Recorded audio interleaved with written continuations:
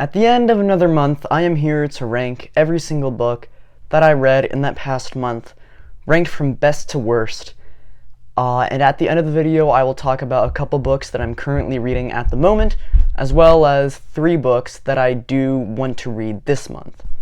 So these are all the books that I read in September, ranked from best to worst.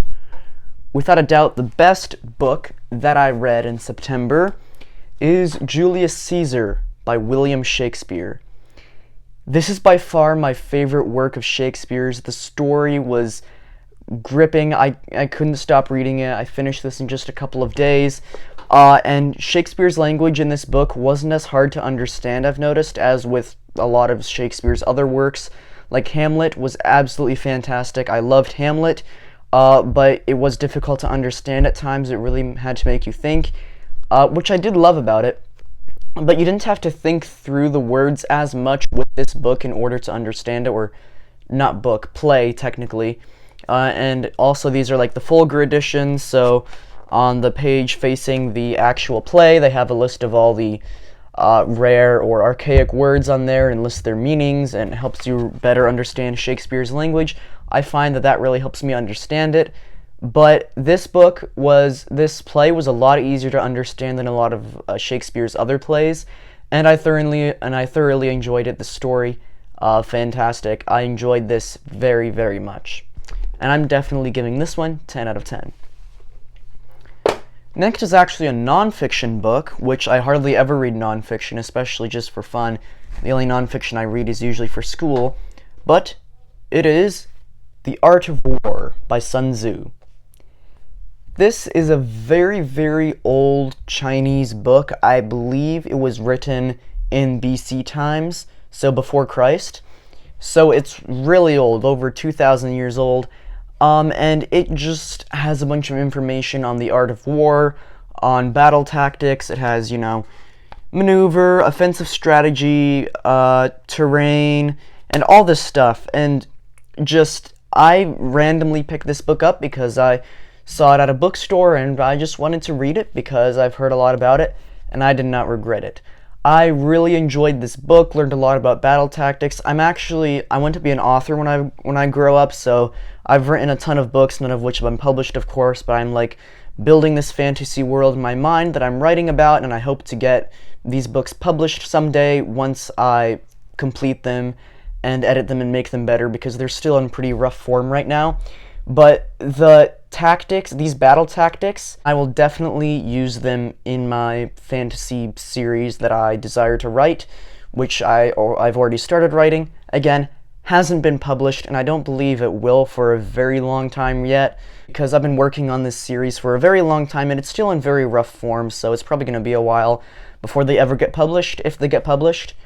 But fantastic book, and this is just so great. It's amazing how even though it was written so long ago, it can still be applied to military tactics today, even though today the battles that we have are very different from those that were fought, 3,000 years ago or however long ago it was. This book is fantastic. Every military officer should read this. It can be applied to so many other things besides war, and just really a very fantastic and enlightening book that I thoroughly enjoyed. I highly recommend it, 10 out of 10. And the next is a book that I actually had to read for school, and I think this is one of the only books for school that I've actually really thoroughly enjoyed and that I've rated a 10 out of 10. It is Where the Red Fern Grows by Wilson Rawls. I had heard a lot about this book before, and my siblings have all read it, and they love it. And so I was supposed to read this for school, and usually all the books that I read for school, some of them are fine, some of them are pretty good, and others are just downright terrible. But I enjoyed this book so much. It had me hooked right from page 1. I finished it in just 2 mornings. It was absolutely fantastic. This is a story about a boy called Billy who has this deep desire to get 2 hounds to help him hunt coons in the forest and stuff, but his parents won't let him, so he saves up money for 2 entire years, and then he goes and buys his hounds, and they change his life. This story was so fantastic, heartwarming at times, but also intense. Like, there were some intense moments of this book.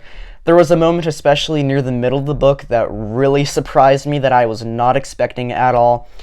And, like, just to warn you, this isn't like a happy-go-lucky story about a boy and his dogs. It is a very intense, realistic story about the many benefits of having dogs, but also the many negative points of owning dogs. Something which I can relate to since we owned a dog for a very long time. But really enjoyed this book. My sister's bookmark just fell out of it. She was on chapter 13. Here, let me put that back in there. But yeah, I thoroughly enjoyed this book, and I recommend it 10 out of 10 for sure. Thoroughly enjoyed it. Such a great book, and one that I definitely will reread. And this isn't like, I don't usually read books like this. My preferred genre is fantasy and classics and poetry and all that. So I'm really surprised that I enjoyed this book. I usually don't enjoy books like these, but I really enjoyed it. 10 out of 10. And then is The Tempest by William Shakespeare. Excuse me. So this, again, I thoroughly enjoyed, like all of Shakespeare's works I have enjoyed so far. And I still enjoyed this book a lot. I'm still giving it 10 out of 10. But it's definitely not as good as Julius Caesar. I think I got a lot more enjoyment out of that book, that play. But still, I love this one a lot. I thought the story was great. The story was fantastic. And of course, the writing. That's what Shakespeare's famous for. The writing, the poetry. So fantastic. So great. And I'm giving this one 10 out of 10 as well. And it definitely wasn't, like, worse in a way than the other books on this list. It just wasn't as good as them, I should say. And then next is Children of Dune by Frank Herbert. This is the third book in Frank Herbert's Dune Chronicles. So with the first Dune book, I thoroughly enjoyed that one. I thought that first one was fantastic. The book did have some flaws or weaknesses in my opinion, but I still really enjoyed that first book. And the second book I did not enjoy as much. The plot was very difficult to follow. But I still did overall probably enjoy the second book. I think I gave it like 6 or 7 out of 10. But I did like that second book, even though it was definitely not near as good as the first book. And I'm going to say that my opinion on Children of Dune lands somewhere in between the first and second books. It definitely was not near as good as the first book, but it was far more interesting and way more interesting, and I had a way more enjoyable experience out of it than the second book. It was way easier to follow than the second book was, and I very much enjoyed it. I think I will continue reading on with the Dune Chronicles, even though I've heard that a lot of the books after this one aren't great at all. I still want to continue on with the series because I did enjoy this book, and I'll give this one 7.5 out of 10. And then next, I do not have a copy of this book here. We do own this book, but I looked around the house before filming this video and I could not find it anywhere. But this is another book that I had to read for school. It is called Little Britches, Father and I Were Ranchers by Ralph Moody. This is a book I had to read for school, and I did not enjoy it pretty much at all. It started out kind of interesting, but I did not like this book very much. It was nonfiction, and it wasn't really a cohesive story, more of like a jumbled series of events. All the same, though, this book really just wasn't for me. I can see that a lot of people probably would enjoy it, but it's just not my type of book. And it was basically like Laura Ingalls Wilder, only the main character is a boy, not a girl. And it just wasn't for me. I did not enjoy it, but that's just my opinion. I know there are a lot of people who probably would enjoy it, so maybe it's just me, but this book just was not for me. So, those are all the books that I read in September, ranked from best to worst.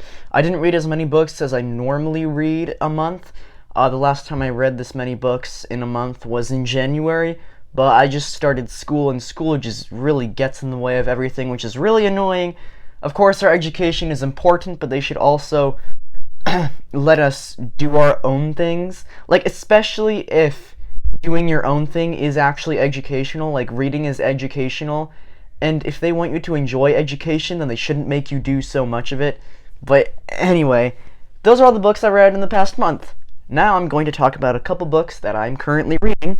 The first of which is Moby Dick. I've been reading this book for about 2 months now, and I'm just getting past the slog part. I'm a little over halfway through, if you can see there.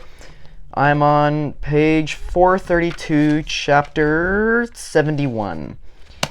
So I think I'm still sort of like in that slog point of the book where, like, basically the past 200 pages nothing has happened in the story.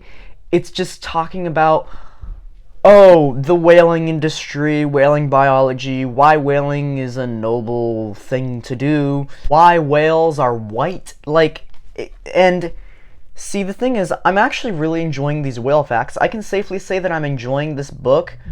I am just kind of getting tired of all the whale facts, though, and I just really want to get back to the story. And I've heard that, like, towards the end, like, the last quarter, the book gets really, really good again. Like, the first quarter of this book, fantastic. It was basically all story, and then the past, like, 200 pages has just basically been all these facts about whales and the whaling industry. But I have actually enjoyed those facts. Like, I'm enjoying reading about those facts, and I did actually enjoy that for, like, 150 pages or so, and then I just kind of got tired of it. I've always been very interested in whales, and, like, the sea, basically. I'm very interested in the sea and whales and all that, so I do find all the whale facts in this book, all the whaling tangents, to actually be very enlightening, and I definitely do enjoy them, but I'm just getting so tired of them, and I want to get back to the story. The whale facts are fascinating to me, but I just want to get back to the story, because nothing has happened at all in the past 200 pages. We'll see what I think when I finish it, though. I think I'm landing, like, I think I'm landing somewhere in the middle with this book, but I'm kind of leaning more towards this book is great than, like, this book is terrible. So I'm somewhere in between, but I'm leaning more upwards a bit. But still, I'm just really getting tired of all the whale tangents, and I need to get back to the story. Oh, and then I started this book a little under a week ago, and I am enjoying it so much. The Eye of the World by Robert Jordan, book 1 out of 15 in the Wheel of Time series. As you can see, I'm about a quarter through. I'm on chapter 15, page 206. I've been wanting to read this book for a long time, and from page 1 I was just hooked on the story. I am enjoying this book so much. I think this is going to become a new favorite of mine. And the thing is, it is very hard not to notice all the things that Robert Jordan obviously took from Tolkien. Like, there's these two characters called Mat and Perrin, who are basically Merry and Pippin. And then there's, like, full-on Black Riders and stuff, and right now they're staying at an inn that's called... What is it called again? I can't remember. The Stag and Lion. The inn is called the Stag and Lion, and they're being warned not to tell anyone their secrets. Everyone's very, very mistrustful of them. The landlord is a very queer fellow who's always asking questions. So this is like a vaguely medieval European setting, a bunch of friends going on an adventure. It is very similar to Tolkien.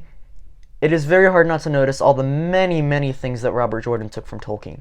But that is definitely not ruining my enjoyment of it at all. Despite the fact that it's so similar to Tolkien, I'm still loving it. And, like, I've heard people say that this is just a ripoff of The Lord of the Rings, and I don't think it is. It takes a ton of ideas from The Lord of the Rings, but it still has its own unique style and offers much different things than The Lord of the Rings does. People accuse so many things of being ripoffs of others. Like, I've heard a lot of people say that Harry Potter is just a ripoff of Star Wars. And maybe they're a little bit similar, especially at the beginning, but Harry Potter has so much creative stuff and so much more to it than Star Wars does. And also, Star Wars did take a lot of ideas from Dune, but that doesn't make it a ripoff, because Star Wars still has a lot more to offer than Dune does, and it still has its own unique style. It's not just trying to copy the story. And I definitely think Robert Jordan isn't trying to imitate Tolkien all the way through to basically try to be the next Tolkien. He still adds his own unique style and touch to this book, and I'm thoroughly enjoying it so far. And then the next one is The Picture of Dorian Gray by Oscar Wilde. Nearing the end here. I'm on chapter...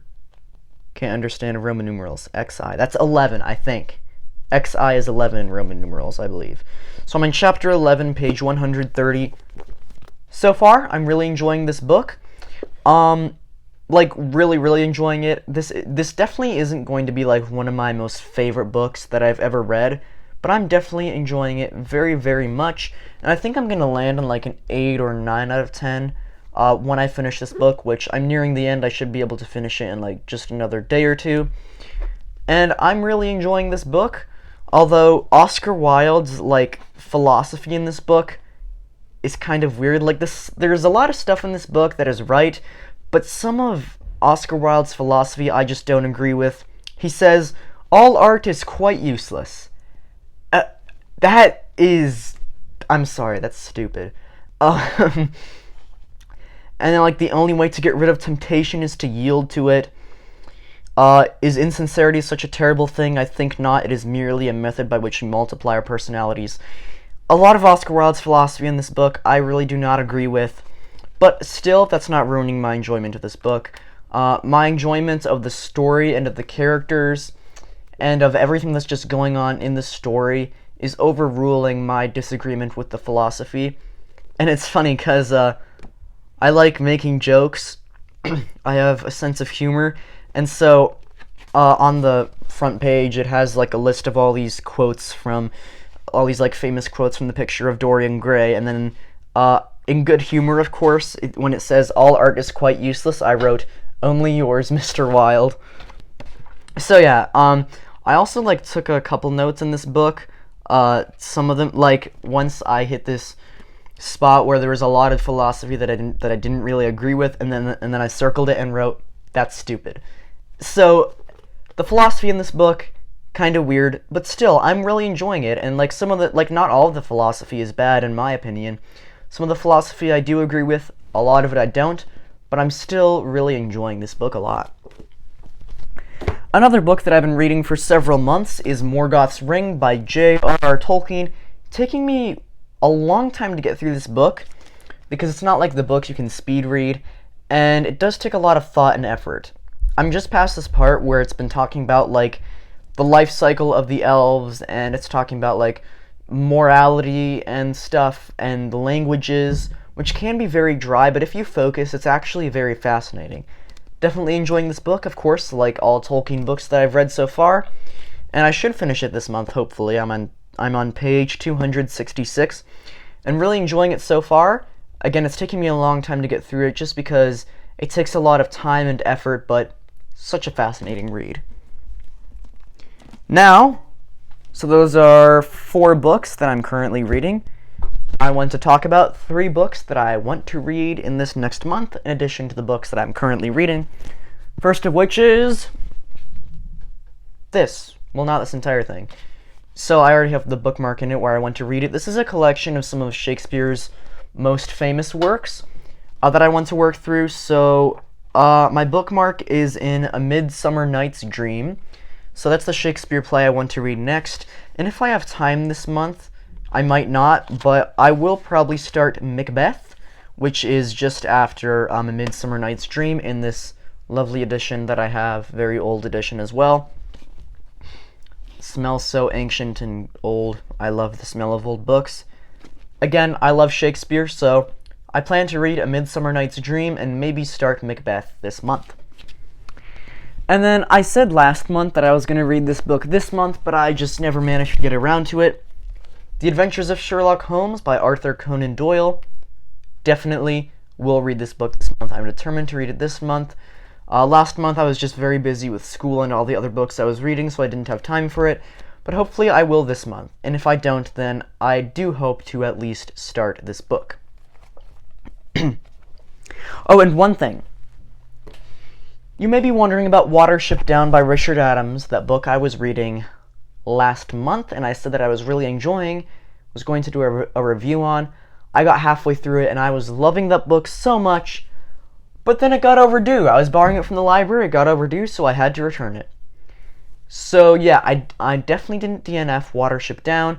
I will pick up the book again. I think I need to actually buy a copy of it because I am loving it and enjoying it so much before I had to return it back to the library, and it's currently not available. A whole bunch of other people are waiting to get their hands on it. I'm like kind of paused with Watership Down. I got about halfway through, then I had to return it to the library, and I do want to continue it whenever I buy my own copy of the book. So sorry about that I didn't get my review of Watership Down out because I didn't finish it. Not because I didn't like it, but because I had to return it to the library. But anyway, last book that I want to read this month is The Holy War by John Bunyan. I know absolutely nothing about this book besides that John Bunyan also wrote The Pilgrim's Progress, and I love The Pilgrim's Progress, so definitely going to give this book a try. Alright, those were all the books that I read in this past month, all the books I'm currently reading, and all the books I want to read in this month. I hope you enjoyed this video. Thank you so much for watching, and for now, farewell.